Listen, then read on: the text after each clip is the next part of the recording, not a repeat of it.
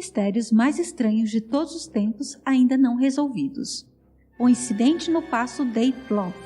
Na primeira noite de fevereiro de 1959, 9 esquiadores morreram misteriosamente nas montanhas do que hoje é a Rússia. Na noite do incidente, o grupo acampou em uma encosta, jantou e se preparou para dormir. Mas algo deu muito errado, porque o grupo nunca mais voltou. Em 26 de fevereiro, os pesquisadores encontraram a barraca abandonada dos caminhantes, que havia sido rasgada por dentro. Ao redor da área havia pegadas deixadas pelo grupo. Alguns usando meias, alguns usando um único sapato, alguns descalços, que continuaram até a beira de um bosque próximo. Foi lá que foram encontrados os 2 primeiros corpos, descalços e vestindo apenas roupas íntimas. A cena trazia marcas de morte por hipotermia. Os médicos legistas estudaram os corpos, assim como os outros 7 que foram descobertos ao longo de meses que se seguiram. E a hipotermia deixou de fazer sentido. Na verdade, as evidências não faziam o menor sentido. Um corpo tinha evidências de um trauma contundente consistente com um ataque brutal. Outro teve queimaduras de 3º grau e um estava vomitando sangue. Um deles estava sem a língua e algumas de suas roupas eram radioativas. As teorias que surgiram incluem interferência da KGB, overdose de drogas, OVNIs, anomalias da gravidade e a versão russa do Yeti. Recentemente, um documentarista apresentou uma teoria envolvendo um fenômeno aterrorizante, mas real, chamado infrassom, no qual o vento interage com a topografia para criar um zumbido quase inaudível que pode induzir fortes sentimentos de náusea, pânico, pavor, calafrios, nervosismo, batimentos cardíacos aumentados e dificuldades respiratórias. O único consenso permanece de que o que aconteceu envolveu uma força esmagadora e possivelmente desumana. Navio fantasma, ou Mary Celeste. Em 4 de dezembro de 1872, um navio anglo-americano chamado Mary Celeste foi encontrado vazio e à deriva no Oceano Atlântico. Verificou-se que estava em condições de navegar e sua carga estava totalmente intacta, exceto por um bote salva-vidas que parecia ter sido abordado de maneira ordenada. Mas por quê? Podemos nunca saber, porque nunca mais se ouviu falar de ninguém que estava a bordo. Em novembro de 1872, o Mary Celeste partiu de Nova York com destino a Gênova, Itália. Era tripulado pelo capitão Benjamin Briggs e 7 membros da tripulação, incluindo a esposa de Briggs e sua filha de 2 anos. Os suprimentos a bordo eram suficientes para 6 meses e havia muito luxo, incluindo uma máquina de costura e um piano vertical.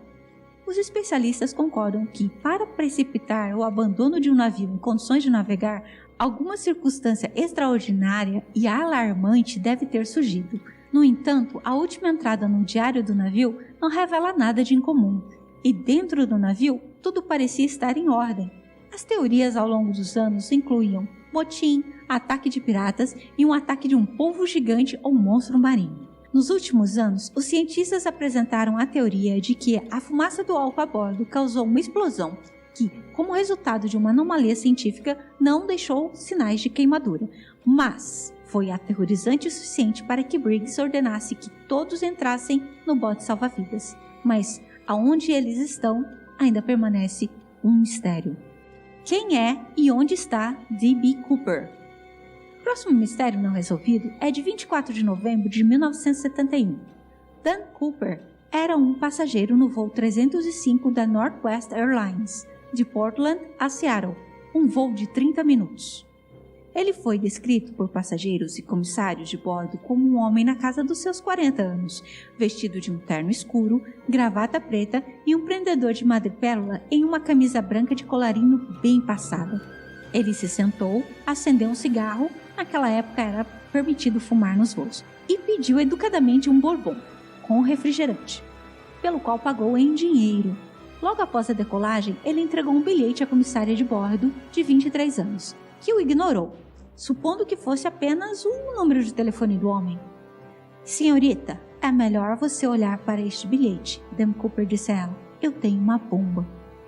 O texto exato da nota é parte do mistério, uma vez que Cooper a recuperou depois que a comissária a leu, mas suas exigências eram $200 mil em moeda americana negociável, o valor de 1 milhão hoje em dia, 4 paraquedas e um caminhão de combustível esperando em Seattle para reabastecer o avião na chegada. A comissária de bordo trouxe as exigências ao capitão. O presidente da companhia aérea autorizou a cooperação total. Os outros passageiros não faziam ideia do que se passava, tendo sido informados de que a aterrissagem estava atrasada devido a dificuldades mecânicas.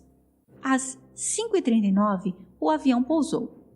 Um funcionário da companhia aérea entregou uma mochila cheia de dinheiro e os paraquedas, e Cooper permitiu que todos os passageiros e 2 comissários de bordo deixassem o navio. Durante o reabastecimento, Cooper delineou seu plano para a tripulação.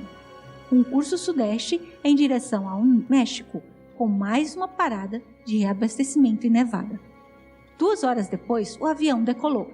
Quando pousou em Reno, a ausência de Cooper foi notada. Cooper, a quem a mídia erroneamente se referiu como D.B. Cooper, nunca foi visto ou ouvido. Nenhum paraquedas foi encontrado e o dinheiro do resgate nunca foi usado.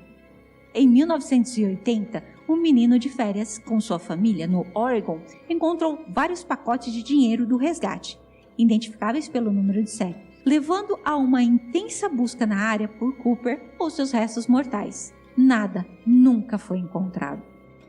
Estátuas vivas. De 1917 a 1928, 500 mil de pessoas foram atingidas por uma condição horrível que poderia fazer parte de um enredo de filme de terror. As vítimas, muito vivas e conscientes, encontravam-se em estado inexplicavelmente congelados, seus corpos estáticos como prisões para suas mentes. A encefalite letárgica, EL, também conhecida como doença do sono, apareceu pela primeira vez na Europa e rapidamente se espalhou pelo mundo, atingindo níveis epidêmicos na América do Norte, Europa e Índia em 1919. Cerca de 1/3 dos atingidos pela doença morreu. Dos sobreviventes, quase metade eventualmente se viu incapaz de interagir fisicamente com o mundo ao seu redor, ao mesmo tempo plenamente conscientes de seus arredores. Embora ocasionalmente capazes de falar, mover os olhos e até rir, eles geralmente apareciam como estátuas vivas, totalmente imóveis por horas, dias, semanas ou anos. A causa é desconhecida, mas uma teoria é a inflamação cerebral desencadeada por uma rara cepa de Streptococcus, a bactéria responsável por muitas dores de garganta a cada ano. O melhor palpite da ciência é que a bactéria sofreu uma mutação, provocando o sistema imunológico a atacar o cérebro, deixando a vítima indefesa. Nada disso explica por que a doença desapareceu apenas para ressurgir esporadicamente, seja na Europa na década de 1950 ou na China há 10 anos, quando uma menina de 12 anos ficou hospitalizada por 5 semanas com a doença. Essas ocorrências são o novo normal ou são sinais que a EL pode estar planejando algo maior a qualquer momento? Uma análise de 2004 de 20 pacientes com sintomas notavelmente semelhantes à EL concluiu que o que os afligia ainda é prevalente. Como tal, a chamada doença do sono da história continua sendo um pesadelo. O que é a Área 51? A Área 51 no sul de Nevada é uma base militar dos Estados Unidos, cuja existência não foi confirmada até 2013, quando a CIA foi obrigada a responder a um pedido de lei de liberdade de informação de 2005. Com base em evidências históricas, parece que a Área 51 apoia o desenvolvimento de testes de aeronaves e armas experimentais. Imagens de satélites públicas, como as disponíveis no Google Maps, não fornecem informações. Mesmo aqueles com autorização de segurança para visitar a Área 51 são transportados de Las Vegas para lá por uma companhia aérea chamada Janet, cujos aviões não são marcados e que cobrem suas janelas na descida. O intenso sigilo em torno da Área 51 provocou rumores de que o governo a usa para abrigar OVNIs caídos e realizar testes de laboratório em alienígenas. Outras teorias sobre o uso da Área 51 incluem pesquisas sobre viagens no tempo, pesquisas sobre teletransportes, reuniões com extraterrestres, desenvolvimento de meios para controle do clima e atividades relacionadas a um governo mundial sombrio. A origem dessas teorias é um mistério, tanto quanto a própria Área 51. Mas uma coisa é certa, as pessoas adoram uma boa teoria da conspiração. A certa altura, os teóricos da conspiração acreditaram que o pouso na Lua de 1969 havia sido falsificado. Dica: não foi. Ruínas itinerantes. Não é comum encontrar lixo na Baía de Guanabara, no Brasil. Mas o que Robert Marks desenterrou lá em 1982 foi um tipo incomum de matéria estrangeira. Em um campo subaquático do tamanho de 3 quadras de tênis, localizadas a 24 quilômetros da costa, jazia os restos de cerca de 200 jarros de cerâmica romanos, alguns totalmente intactos. De acordo com Marx, um caçador de tesouros profissionais, os jarros pareciam ser ânforas de 2 alças que eram usados para transportar mercadorias, como grãos e vinhos no século III. Mas como eles chegaram lá? Os primeiros europeus só chegaram no Brasil em 1500. Os romanos, que negociavam principalmente nas cidades portuárias do Mediterrâneo e no Oriente Médio, tinham pouco incentivo para investir em navios que pudessem cruzar os oceanos. No entanto, eles navegaram até a Índia. Talvez algum navegador inexperiente tenha se perdido em uma tempestade, ou talvez os amotinados conduzissem o navio para o oeste. Talvez nunca saibamos, nem provavelmente descobriremos mais evidências. O Brasil fechou a Baía dos Jarros para mais pesquisas em 1983, em um esforço para deter saqueadores, disse Marx. Afirma que o governo não queria que a área fosse explorada porque encontrar artefatos da época romana significaria que, ao contrário da história oficial do Brasil, os portugueses não foram os primeiros europeus a chegar no país. E a verdade está descansando a 100 pés sob o mar. O que é o manuscrito Voynich? O manuscrito Voynich é um livro de aproximadamente 200 páginas escrito em um sistema de linguagem escrita totalmente desconhecido. Foi datado de carbono no ano de 1400 e inclui ilustrações de plantas que não se assemelham a nenhuma espécie conhecida. É nomeado segundo o livreiro polonês que o comprou em 1912. Acredita-se que tenha sido concebido como um texto médico. Seu primeiro proprietário confirmado foi George Baresch, um alquimista de Praga, que o descobriu ocupando espaço inutilmente em sua biblioteca. Baresch tentou investigar as origens do manuscrito sem sucesso. O manuscrito mudou de mãos por séculos até ser comprado por Voynich, que postulou que era de autoria de Albert Magnus, um alquimista, ou Roger Bacon, um dos primeiros cientistas. No entanto, alguns acreditam que Voynich fabricou o manuscrito e sua história sozinho. Vários outros embustes foram propostos ao longo dos anos. Claro, isso não explicaria a datação de carbono do papel e da tinta de 1400. Séculos após a sua primeira suposta descoberta, o manuscrito de Voynich permanece tão impenetrável e inexplicável como sempre. As irmãs Pollock provaram a reencarnação? Hoje, 24% dos americanos acreditam em reencarnação. Embora os cientistas tendam a desprezar a possibilidade, de vez em quando surge um mistério não resolvido que é tão convincente e inexplicável que faz até os cientistas hesitarem. É isso que temos na história das irmãs Pollock.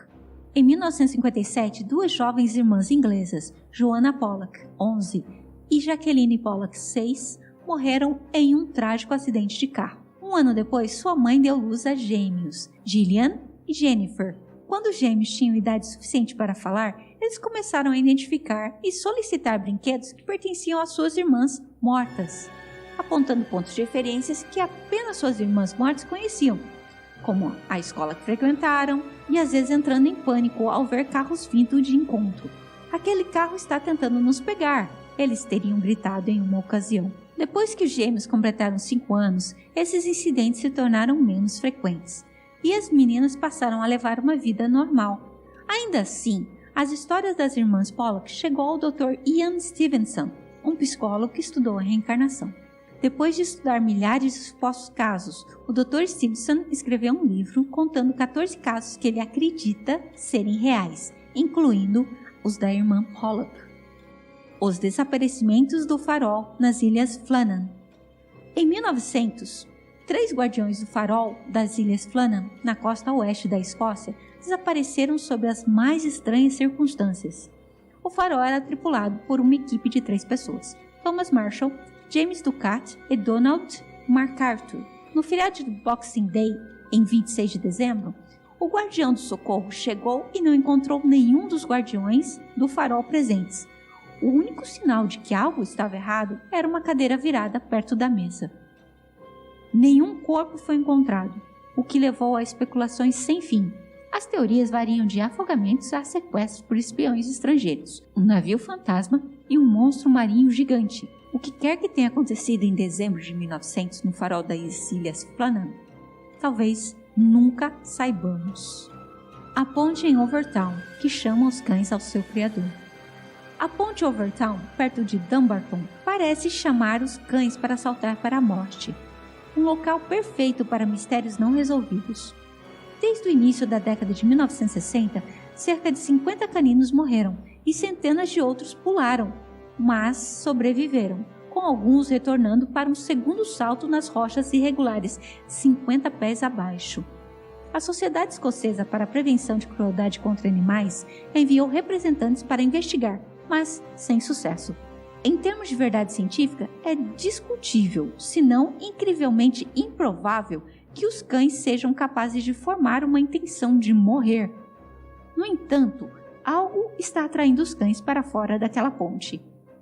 Muitas vezes no mesmo local, e sempre em dias ensolarados e secos. Muitas teorias surgiram, incluindo que a ponte é assombrada. Esta teoria é bastante popular desde que um homem local jogou seu bebê para a morte da ponte em 1994, ou que existe uma anomalia sonora na ponte que só os cães podem ouvir. O que quer que esteja causando este fenômeno, os donos de cães seriam sábios em prestar atenção e manter seus cães na coleira. A colônia perdida de Roanoke. Em 1587, John White liderou um grupo de pessoas da Grã-Bretanha para fundar uma colônia inglesa, estabelecendo-se em Roanoke Island, uma cadeia de ilhas barreira agora conhecidas como Outer Banks, Carolina do Norte. White partiu em busca de mais suprimentos, mas ao retornar 3 anos depois, encontrou a colônia abandonada, com todas as casas e fortificações montadas com cuidado.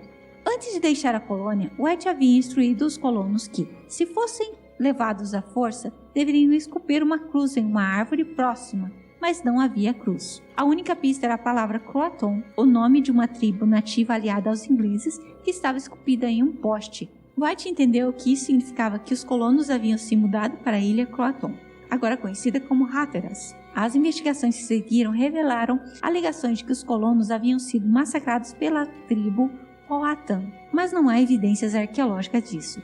E um reexame recente das fontes primárias indica que qualquer massacre ocorrido não foi desse grupo específico de colonos, mas sim um grupo de colonos que chegaram mais cedo. Teorias mais duradouras envolvem a integração entre os colonos e os croatoanos ou outras tribos locais, mas até agora nenhuma evidência de DNA identificou positivamente qualquer descendente da colônia, como se eles tivessem desaparecido no ar. O evento de Tunguska. Na manhã de 30 de julho de 1908, 770 milhas quadradas de floresta na Sibéria, Rússia, foram arrasadas pelo que parecia ter sido uma explosão, exceto que não haviam testemunhas e nenhuma outra evidência. O fenômeno conhecido como o evento de Tunguska foi classificado pelos cientistas como o maior evento de impacto da história registrada. Um evento de impacto é o que significa quando há um evento registrável entre 2 objetos astronômicos, como um asteroide e a Terra. No entanto, nenhuma cratera de impacto jamais foi encontrada, o que seria uma marca importante de um evento de impacto. Assim, os cientistas só podem supor que o que pode ter acontecido pode ser que um asteroide explodiu sobre a Terra, e a destruição que se seguiu abaixo dele na Sibéria foi o resultado dos efeitos posteriores. o desaparecimento do voo 370 da Malaysian Airlines. O último desta coleção de mistérios não resolvidos ocorreu em 8 de março de 2014. Enquanto voava da Malásia para a China, um Boeing 777, transportando 239 passageiros e tripulantes, parece ter desaparecido no ar. O esforço de busca multinacional, o maior da história da aviação, encontrou apenas 20 pedaços de destroços de aeronaves. O primeiro-ministro da Malásia se recusou a comentar, além de dizer que a aeronave desapareceu sobre o Oceano Índico. A falta de fechamento gerou várias teorias, muitas das quais são consideradas teorias da conspiração, que, de acordo com o professor de Harvard, Cassio Stein, são um produto natural da situação horríveis e desastrosas, porque tais exemplos deixam as pessoas com raiva, medo e sentimento de ser um alvo. As teorias incluem sequestro, captura pelos Estados Unidos, suicídio da tripulação. Foi relatado que o piloto estava tendo problemas conjugais, um incêndio a bordo da aeronave, entrada vertical no mar, um ataque de meteoros e até abdução alienígena. Apesar de passarem 3 anos de buscas e de gastos de 160 milhões, vasculhando milhares de quilômetros quadrados de oceano, o desaparecimento do voo 370 da Malaysian Airlines e das 239 pessoas a bordo permanece um mistério. Qual mistério você achou mais estranho? Deixe nos comentários, vou adorar saber. E se você ainda não é inscrito, me dê essa força, por favor. Se inscreva e curta o vídeo. É um pequeno gesto para você, mas é muito importante para mim. Obrigada por assistir mais este vídeo, ok? E te vejo na próxima. Até mais, pessoal!